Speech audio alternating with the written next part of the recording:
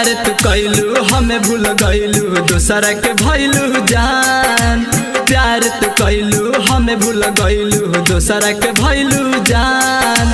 होते शादी चल गईलू पियावा के साथे जान। कि अखिया रोवत बाटे कि दिलवा जो हत बाटे। कि अखिया रोवत बाटे कि दिलवा जो हत बाटे। हाँ प्यार तू कैलू हमें भूल गईलू दूसरा के भैलू जान। प्यार तू कैलू हमें भूल गईलू दूसरा के भैलू जान। होते शादी चल गईलू पियावा के साथे जान। कि अखिया रोवत बाटे कि दिलवा जो हत बाटे।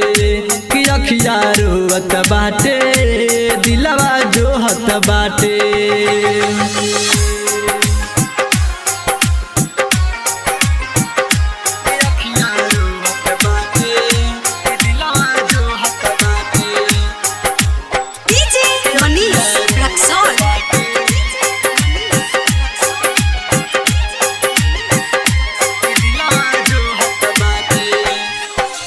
कहले रहलू गोरी नहीं करब हम घात हो। हाँ कहले रहलू गोरी नहीं करब हम घात हो।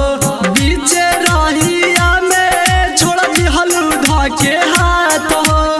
बीचे रहिया में छोड़ दिहलू धके हाथ हो।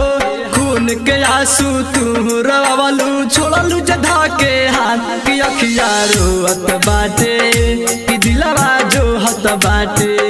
कि अखिया रोवत बाटे दिलवा जो हत बाटे।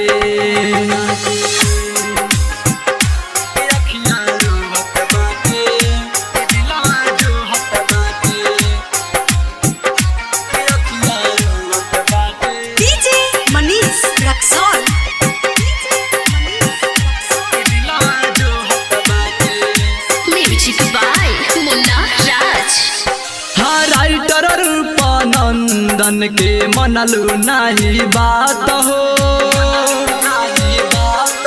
हाँ राइटर रूपानंदन के मनलू नहीं बात हो। सैया चंद किशोर के धके छोड़लू हाथ हो। सैया चंद किशोर के धके छोड़लू हाथ हो। ससी दीवाना कहत बाड़े जीना पाई बजान। कि अखिया रोवत बाड़े कि दिलवा जो हत बाड़े।